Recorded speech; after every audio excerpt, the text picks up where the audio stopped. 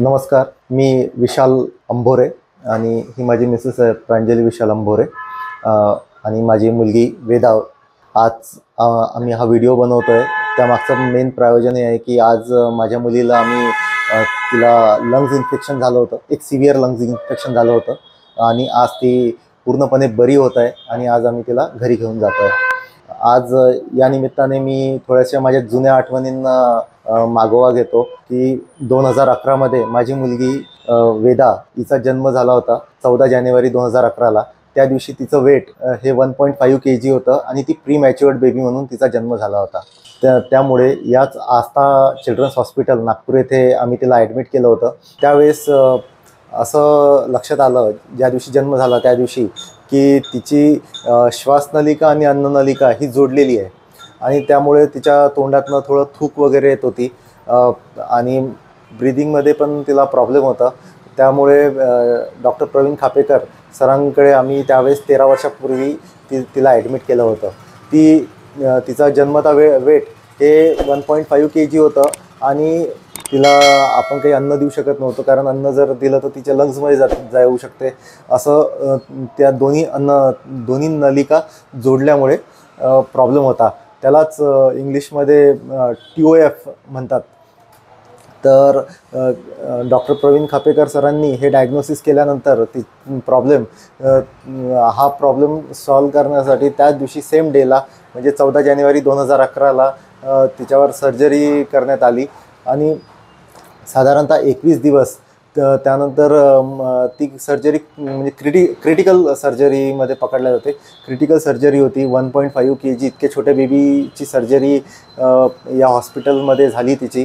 त्यानंतर ती जवळपास म्हणजे 21 दिवस या NICUमध्ये होती आणि ICUमध्ये झाल्यानंतर तिच्यावर या हॉस्पिटलनी व्यवस्थित पूर्णपणे ट्रीटमेंट केली. सरांनी तिची पूर्णपणे ट्रीटमेंट करून आम्हाला 21 दिवसानंतर तिच्यामधील जे ॲनोमलीज आहेत ते पूर्णपणे दूर करून आम्हाला पूर्णपणे हेल्दी बेबी आम्हाला सोपवला.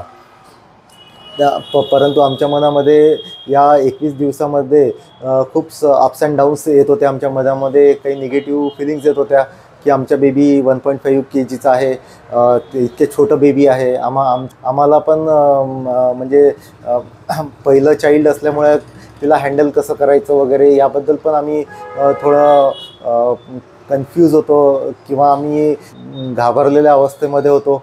परंतु सरांनी तिची व्यवस्थित ट्रीटमेंट केली, बरं केलं, एक जीवनदान दिलं. त्या 13 वर्षाच्या कालावधीमध्ये मी एक सांगू इच्छितो की माझा बेबी जरी प्रीमॅच्युअर्ड जन्म झाला तरी तिची फिजिकल ग्रोथ, मेंटल ग्रोथ यामध्ये कुठेही नॉर्मल बेबीच्या कम्पेअरमध्ये कुठेही तफावत नव्हती.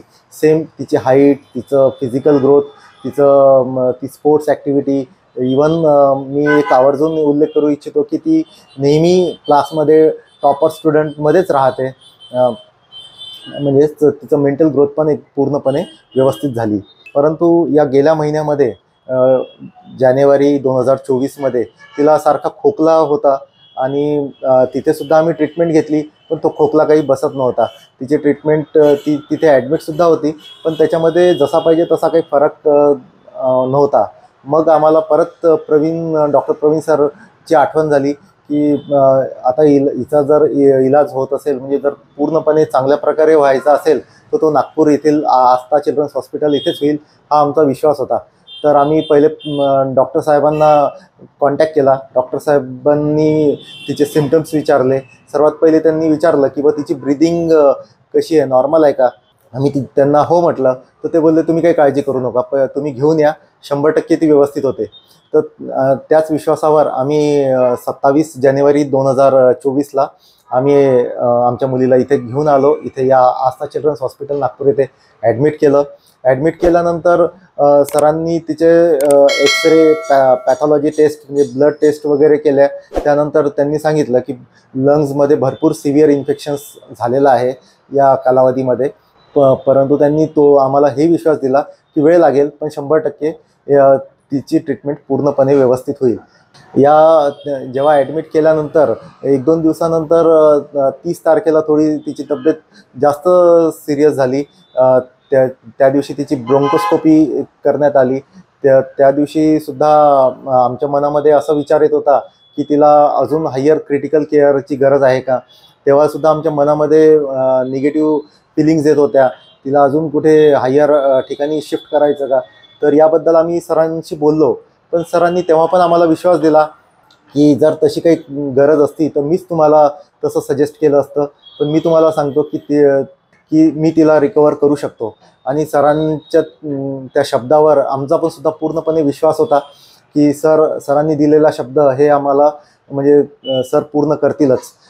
तेव्हासुद्धा सरांनी पूर्णपणे तिची व्यवस्थित ट्रीटमेंट केली, पूर्ण डायग्नोसिस केलं. आणि डायग्नोसिस केल्यानंतर असं म्हणतात ना, the best doctor gives list medicine, हा मला तेव्हासुद्धा प्रत्यय आला की सरांनी कमीत कमी मेडिसिनमध्ये तिला रिकवर करण्याचा प्रयत्न केला. मग अजून माझं एक ऑब्झर्वेशन असं होतं की सर पर डे आपल्या पेशंटचा प्रोग्रेस हे चेक करत राहतात की आज काय प्रोग्रेस झाला, आज काय प्रोग्रेस झाला. आणि जर ज्या दिवशी प्रोग्रेस त्यांना कमी वाटतो तर ते कंटिन्युअस त्याचा फॉलोअप घेतात की आज काय तिचा प्रोग्रेस वाढवण्यासारखा आपण काय करू शकतो वगैरे. हे माझं ऑब्झर्वेशन आहे.